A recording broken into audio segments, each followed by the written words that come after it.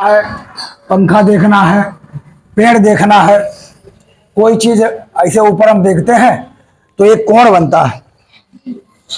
कोण का मतलब क्या होता है? जैसे झुकाव। कोण का मतलब होता है झुकाव। जैसे कि ये ऐसे कोण बन गया, ये हमारी आंख है इसे ऐसे, अब हम ऐसे ऊपर देखेंगे देखेंगे ये कोण हमारा बनता चला जाएगा। तो ये जो कोण बनता है इसको हम लोग कहते हैं, हाँ, जब हमें नीचे से देखने पर इस चीज को, जैसे वो खंभा या कोई चीज है इसे देखेंगे तो ये जो कोण बनेगा इसका नाम होगा, हाँ, ABC। इसको हम लोग कहेंगे उन्नयन कोण।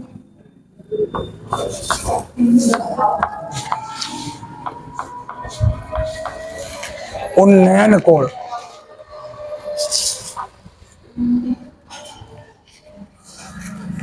अंग्रेजी में कहेंगे angle of elevation. Angle of elevation. अब जैसे हम हवाई जहाज के ऊपर हैं, हवाई जहाज के ऊपर हैं और कोई चीज नीचे वाली देख रहे हैं, ऊपर से हम कोई चीज नीचे के लिए देख रहे हैं, यहां पर मान लिए बैठे हैं यहां पर, और नीचे को देख रहे हैं, तो ये जो हमारी आंख, ये जो कोण बनेगा, ये थीटा, इसका नाम होगा अवनमन कोण। ऊपर से नीचे देखने पर जो कोण बनता है उसको हम लोग कहते हैं अवनमन कोण। अवनमन कोण। ऊपर से नीचे देखने पर जो कोण बनता है उसको हम लोग अवनमन कोण कहते हैं, एंगल ऑफ डिप्रेशन। ऊपर से नीचे देखने पर, चूंकि हमने पढ़ चुके हैं, चूंकि हम लोग पढ़ चुके हैं, तो समांतर लाइन होती है, दो समांतर रेखाएं होती हैं। कक्षा 11 में हमने वो 9 में पढ़ा है। दो समांतर रेखाएं होती हैं, उनके बीच में ऐसे कोई अगर रेखा काटे तो ये वाला कोण और ये वाला कोण आपस में बराबर रहता है। कारण उसका कारण होता है, इसको कहते हैं एकांतर कोण। एकांतर कोण हमेशा आपस में बराबर, जितना ये होगा उतने कोण ये होगा। इसको हम लोग कहते हैं अल्टरनेट एंगल।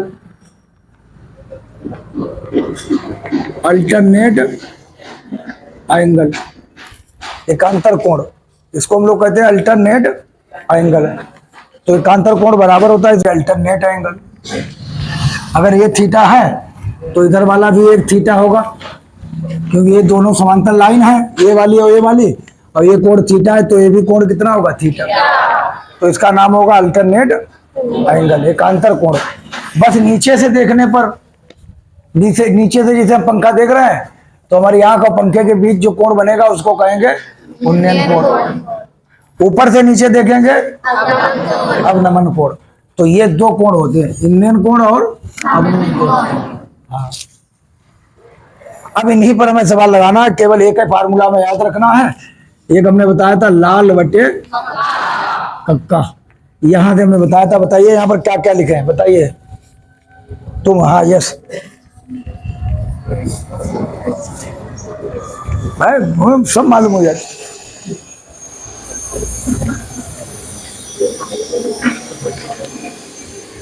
यहां पर लिखो, देखो यही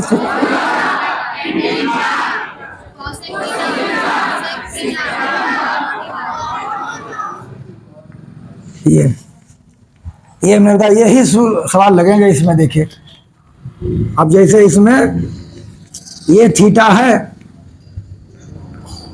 तो ये हो जाती है लंब, ये हो जाता है आधार, और ये हो जाता है कोण। लंब को अंग्रेजी में जानते हो क्या कहते हैं? P। आधार को क्या कहते हैं? B। और कोण को क्या कहते हैं? H। यही सूत्र लगना है। अब किताब लाओ, सवाल बनाए। पहले आसान फिर कठिन। इसमें जब सवाल समझ में आ जाएगा, चित्र बना पाएंगे तभी सवाल लगेगा। एक्सरसाइज 9.1 का पहला सवाल हम देखते हैं। सर्कस का एक कलाकार 20 मीटर लंबी डोर पर चढ़ रहा है। अब डोर कैसे बनाएंगे बताइए। ऐसी डोर होगी, ये ऐसी डोर तो ऐसी होती, इसी पर वो चढ़ रहा है। ये 20 मीटर लंबी डोर है। सर्कस का एक कलाकार 20 मीटर लंबी डोर पर चढ़ रहा है। जो चित्र बना पाएगा वही सवाल इसमें लगा पाएगा। जो अच्छी तरह से तनी हुई है, ये जो है अच्छी तरह से खूब तनी है, इस पर चढ़ रहा है। तब तुमने देखा होगा इसे तिरछा चढ़ते हुए 20 मीटर लंबी डोर पर, जो अच्छी तरह से तनी हुई। भूमि पर सीधे लगे खंबे के, यहां पर कहीं भूमि पर एक खंबा लगा है। इसे ये ऐसे डोरी है जिसकी लंबाई कितनी है, 20 मीटर। अब भूमि पर एक खंबा लगा है, ये खंबा लगा भूमि पर। भूमि पर सीधे लगे खंबे के शिखर से बंधा है। तो ये खंबे का हो जाता है शिखर, यानी शिखर को हम लोग कहते हैं टॉप। ये होता है पाद, पाद यानी पैर, इसको कहते हैं बॉटम। पाद या पैर या बॉटम। एक सर्कस का कलाकार 20 मीटर लंबी डोर पर चढ़ रहा है, जो अच्छी तरह से तनी है। भूमि पर सीधे खड़े लगे खंबे के शिखर से बंधा हुआ है, के शिखर से बंधा हुआ है। यदि भूमि के स्तर के साथ डोर द्वारा बनाया गया कोण 30 अंश हो, ये भूमि का स्तर है, इसके साथ डोर द्वारा बनाया गया कोण कितना हो, भूमि के ये डोर का 30 अंश कोण बनाया गया हो, तो बताइए हमें बतानी है खंबे की ऊंचाई। खंबा इसमें कौन है, ए बी सी, ये खंबे की ऊंचाई हमें निकालना है। हाइट ऑफ टावर, समझ गए कि नहीं। ये है डोर, इसको पकड़ के आदमी चढ़ रहा है, और ये है खंबा। यहाँ डोर का एक सिरा खंबे से बंधा है। खंबे से बंधा होने के बाद डोर, अगर इसमें चित्र ना समझ में आए तो एक भी सवाल ना समझ में आए। ऊंचाई दूरी में अगर चित्र बनाना ना सीख पाए, एक भी सवाल नहीं समझ में आएगा। ये खूब ध्यान रखियो। हाँ, ये है डोर और ये है खंबा। डोर से ये है डोर, ऐसी डोर तुमने देखी होगी। खंबे के शिखर, ये शिखर है खंबे का, और ये है बॉटम। शिखर से डोर बंधी है, इसी पर आदमी चढ़ रहा है ऐसे करके। और उसने बोला है ये जो डोर है जमीन से कितना कोण बनाती है, खंबे से 30 अंश। ये चित्र है। अब हमें क्या करना होता है इन सवालों को लगाने के लिए, हमें एच निकालना है। कौन सा वाला हम संबंध का सूत्र लिखते हैं, कौन सा सूत्र लिखते हैं बताइए। हमें साइन वाला सूत्र लिखना है। देखिए किन के बीच में हमें एच निकालना है। देखिए हम लिखे थे, जो निकालना हो, जो निकालना हो और जो मालूम हो, जो निकालना हो जो मालूम है, उनके बीच का सूत्र लिखिए। उनके बीच के संबंध का सूत्र लिखना है। जो निकालना है, जो मालूम है, उनके बीच के संबंध का सूत्र लिखना है, तभी बन पाएगा। देखिए क्या क्या मालूम है, ये क्या मालूम है, कर्ण। 90 अंश के सामने की भुजा क्या कहलाती है, कर्ण। और निकालना क्या है, लंब। खंबे की ऊंचाई लंब है, माना खंबे की ऊंचाई, माना खंबे की ऊंचाई बराबर कितना ली, मान लें H metre. Let height of tower is H metre. Height of tower H metre. तो हमें मालूम क्या है, ये निकालना क्या है ये, तो ये क्या है लंब, ये क्या है वो, ये क्या है कर्ण, ये क्या है लंब। तो कर्ण लंब वाला कोई फार्मूला देखें, लंब कर्ण वाला कोई फार्मूला देखिए कौन सा है, वही लगना और कोई नहीं। अगर हम ये लिख दें कर्ण बटे आधार वाला, फायदा क्या, ये निकाल ले नहीं, ध्यान दीजिए। ये वाला लिख दें कर्ण बटे आधार, ये हमें आधार निकाल लेना, हमें निकालना है लंब, खंबे की ऊंचाई और कर्ण मालूम है।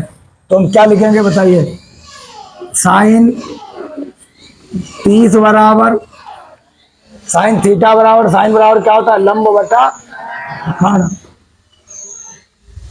तो लंब बटा कर्ण होता है, तो साइन 30 ऐसे लिखा रहने देंगे, साइन 30 ऐसे लिखा रहने दो।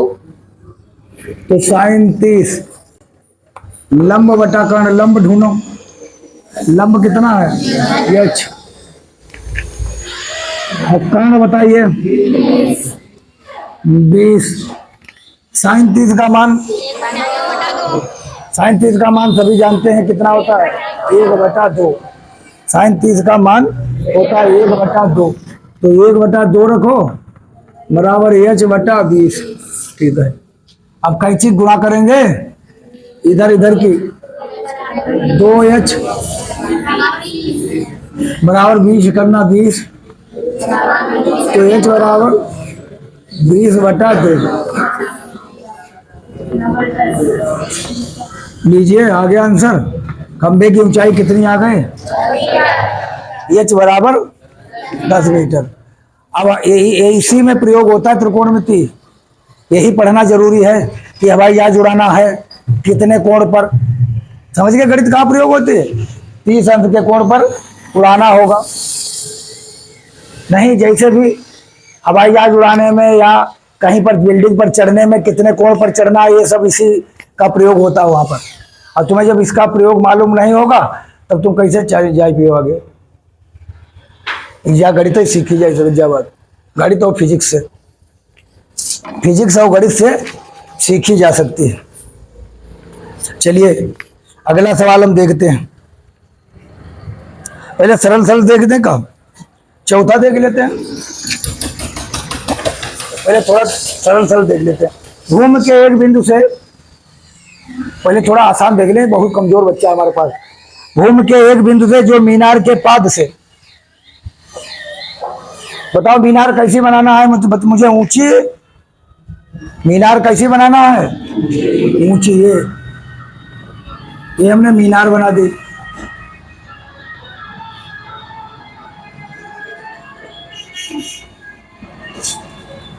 ये हमें मीनार बना दिया।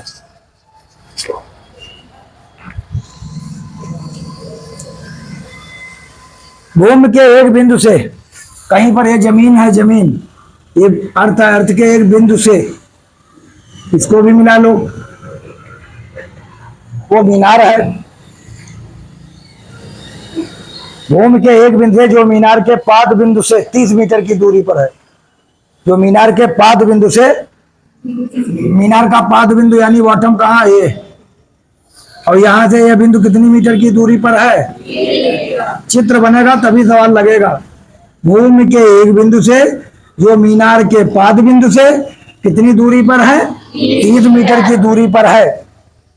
मीनार के शिखर का उन्नयन कोण, मतलब क्या है, हम नीचे से देख रहे हैं मीनार के शिखर, मीनार का शिखर कहाँ है, यहाँ पर मीनार के शिखर का उन्नयन कोण कितना है, 30 अंश। मीनार के शिखर का उन्नयन कोण कितना है, 30 अंश। तो मीनार की ऊंचाई ज्ञात करना है, ऊंचाई हम इसकी एच मान लेते हैं, बहुत आसान सवाल है। लेकिन एक सोचो कि चित्र में याद कर ले, चित्र नहीं याद करना, चित्र समझना है। चित्र याद करोगे तो सवाल नहीं लगेंगे, चित्र कहाँ किताब, चित्र याद हमें करना नहीं है, चित्र हमें याद नहीं करना है। देखो the angle of elevation of the top of the tower, the angle of elevation of top of the tower, तो एंगल ऑफ एलिवेशन यहां से टॉप ऑफ द टावर ऐसा होता है, टावर माने मीनार, the angle of elevation of the top of the tower the angle of elevation of the top of the tower कितने degree है? 30 अंश। The angle of elevation of the top of the tower from a point on a ground, ground पर जो point है उससे, which is 30 meter away from the foot of the tower, जो कि हमारे फुट ऑफ द टावर से कितने away है, कितनी दूर है? 30 मीटर दूर है। इज 30 कितना डिग्री है? 30 अंश है, 30 अंश है। Find the height of tower, हमें हाइट ऑफ टावर चाहिए। तो टावर की हाइट चाहिए, बहुत सरल सरल सवाल लिख रहे हैं। मान लेते हैं माना मीनार की ऊंचाई बराबर है 10 metre, H metre. Let height of tower H metre. इसकी हाइट ऑफ टावर कितने मीटर है? एच मीटर है। अब हमें कौन सा रिलेशन लगाना है बताइए, तुम बताओ कौन सा संबंध निकालना है, वो कहाँ लिखा है बताइए तुम। इसमें हमें कौन सा संबंध का सूत्र लिखना होगा, क्या निकालना, क्या मालूम, उन दोनों को पढ़ो पहले। क्या निकालना, क्या मालूम है? देखिए आधार मालूम है कि नहीं? और लंब निकालना है। तो आधार लंब इधर आ जाओ। आधार लंब में कौन सा फार्मूला होता है बताइए? आधार और लंब में कौन सा फार्मूला होता है? यही लगाओ। जो मालूम हो और जो निकालना हो उनके बीच वाला संबंध वाला फार्मूला लिखिए। तो आधार मालूम है, लंब निकालना है, तो कौन सा फार्मूला लिखेंगे? 10। तो समकोण त्रिभुज, ये भी बात लिख सकते हो। समकोण त्रिभुज ऊपर लिख दें, यही हम यहां पर लिख देंगे। हाँ, सरल सरल सवाल लगाएंगे। समकोण त्रिभुज ए बी सी में, अंग्रेजी में भी लिख सकते हैं in right angle triangle A B C. तो बताइए 30 है क्या? हाँ, 30 बराबर 10 का फार्मूला किसके बराबर होता है? लंब बटे आधार। तो देखिए हम लिखेंगे लंब बटे आधार। 30 का मान कितना होता है सब लोगों को मालूम होना चाहिए। बस इसके बाद त्रिकोणमिति तुम्हारी खत्म हो जाती, ऊंचाई दूरी खत्म हो जाएगी, सब 10 ऑन सब गायब। लंब बटा आधार, लंब कितना है बताइए? एच। आधार बताइए 30। और ये देखिए अब कैंची की गुणा करते हैं। या तो हमने नियम पढ़ा, गुणा में लिखा भाग में जाएगा, भाग में लिखा गुणा में जाएगा, वो नियम। तो ऐसी गुणा करेंगे, पहले इधर की कर लो, √3h। जब एक गुणा हो जाए, जब एक गुणा हो जाए बराबर का चिन्ह लगाओ। 30 से करना 30। अब एक गुणा में लिखा होता, हमने क्या बताया था? बटे में जाना है। तो बताइए h के गुणा में ये लिखा है, तो h बराबर कितना लिखेंगे? 30 बटे √3। ये मीटर आ गया, 30 बटे √3 मीटर। लेकिन ऐसा आंसर नहीं दिया होगा क्योंकि अंडर नीचे से हटा देते हैं। या मनोहर रे की बुक होती थी, उसमें √3 का मान रख देते थे। √3 का मान कितना रख देते थे? 1.732। √2 का मान वहां पर रख दिया जाता है 1.414। मनोहर रे की बुक होती है, जिन स्कूलों में अब चलती नहीं, पहले चलती थी, तो वहां पर ऐसे नहीं। एनसीईआरटी में यहाँ वो मनोहर की बुक में ज्यादातर वो आंसर √3 का मान रख देता है।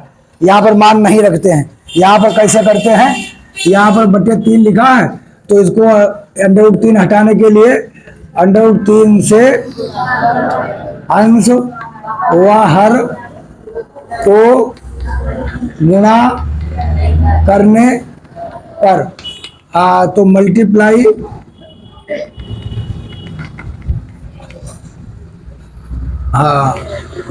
इन न्यूमरेटर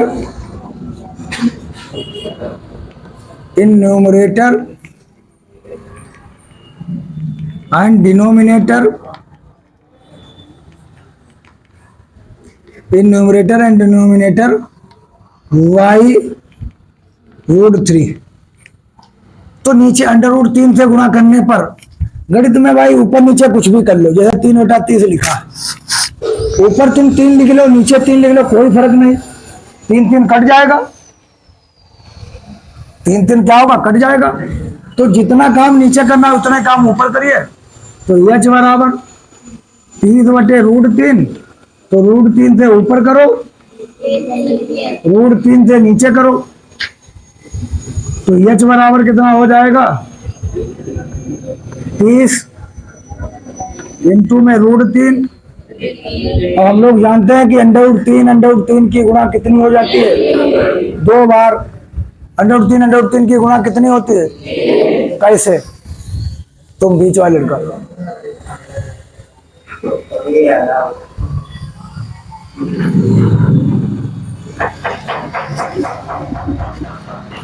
जैसे √4 आधा कैसे होता है, √4 की गुणा करना है तो 4 होगी, क्योंकि 4 का वर्गमूल कितना होता है, 2।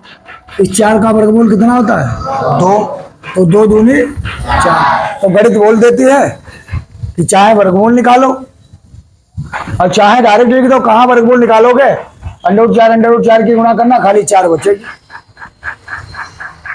समझ गए ऐसे। और 2 या इसका वर्गमूल लोगे 2 आएगा, इसका वर्गमूल लोगे 2 आएगा, तो 2 दूनी 4। तो ये कितना आ गया अभी, √3 की गुणा कितने, 3 हो गए। अब देखिए कितना हो जाएगा, 3.30। तो h बराबर कितना आ गया, 10, ये इसमें आ गया, तो ये आंसर आ गया। लेकिन अगर मनोहर रे की किताब होती तो उसमें ऐसे आंसर वो नहीं लिखते हैं। तुम्हारी किताब हम बहुत दिन पढ़ा है, तुम्हारे स्कूल में जो चलती है, वो इस √3 का मान पुट करवा देती है, कितना होता है, या किताब में आंसर आ गया होगा इतना। मनोहर रे की किताब होती तो इसका मान वो रखते 1.732, इतना मान रखते, तो पता चल जाता है इसकी ऊंचाई कितनी है। तो देखिए h बराबर, जब भी 10 से गुणा करेंगे तो बस इतना ध्यान रखना है, जितने जीरो हो उतने दर्जा दशमलव आगे बढ़ाओ। देखो पहले हुआ झाँक रहो लड़का, हाई स्कूल भाई है, अब हम समझाओ रहा है जो कोण ओढ़ तो नीचे देखा रहा है, बोलो 100 कमाओ दे।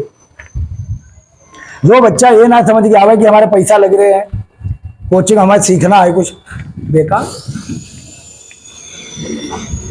ये देख लिया 17, एक जीरो से गुणा करना, 1 दर्जा आगे बढ़ाओ, 2 जीरो लगे, 2 जीरो वाली संख्या से गुणा, 2 दर्जा आगे बढ़ाओ, तो कितना हो जाएगा, 17.32 मीटर। ऐसे हम पता कर पाएंगे कितने मीटर की मीनार है। ये जो मीनार है इसकी ऊंचाई 17.32 मीटर है, या 17.3 मीटर है इस मीनार की ऊंचाई। लेकिन एनसीईआरटी में उत्तर इतने दे देते, ठीक है, हाँ, एनसीईआरटी में उत्तर इतना ही दे दिया जाता है। अगला देखते हैं, अगला, अरे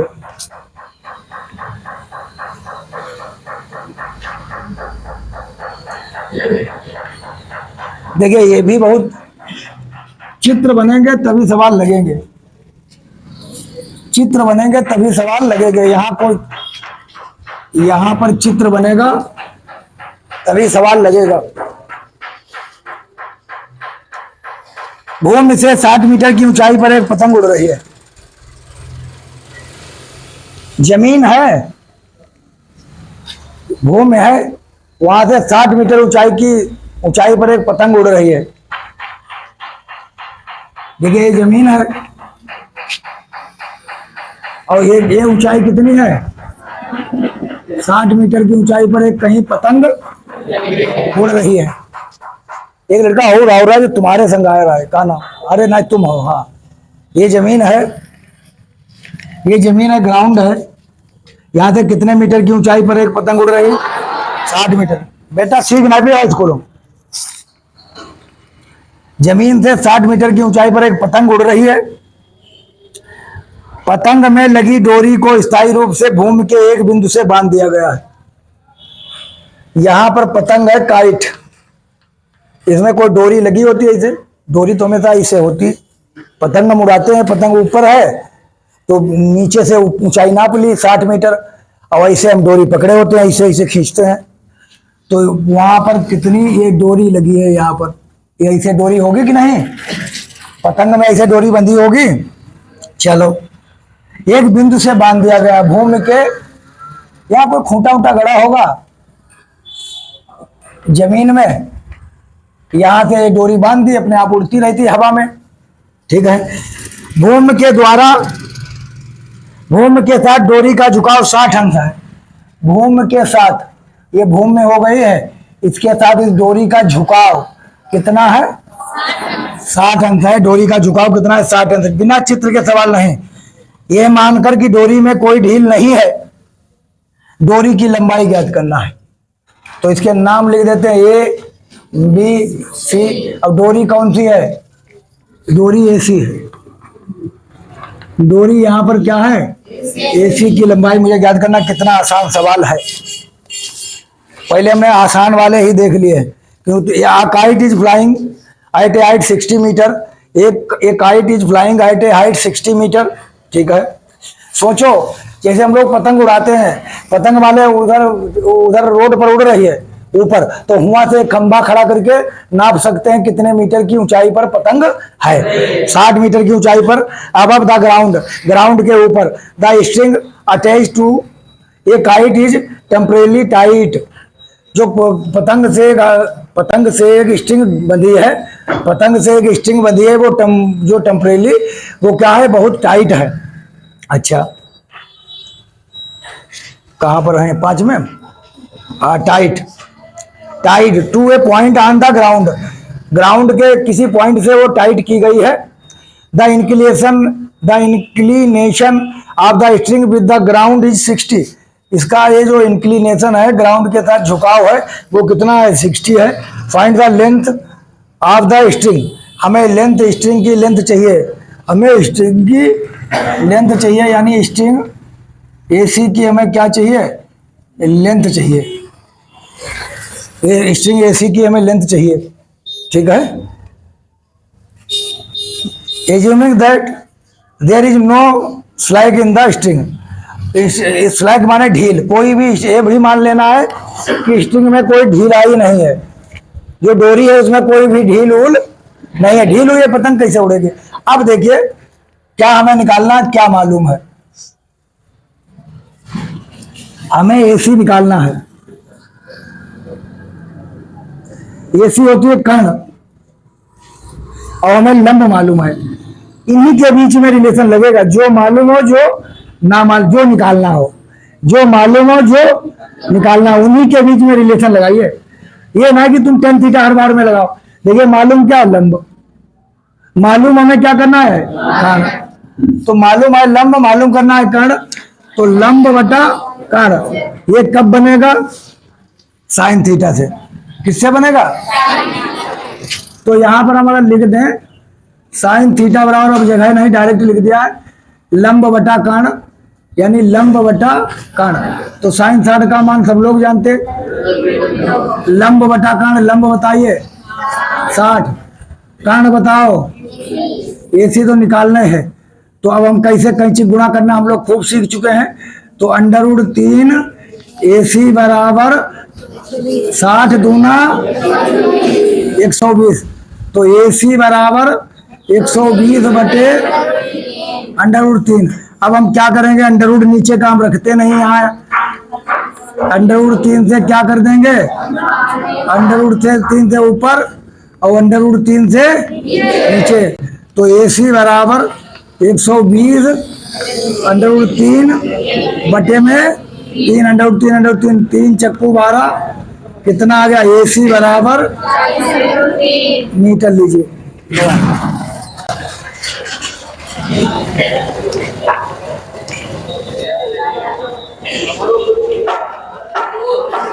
कॉपी कैसे, कॉपी भूल गई।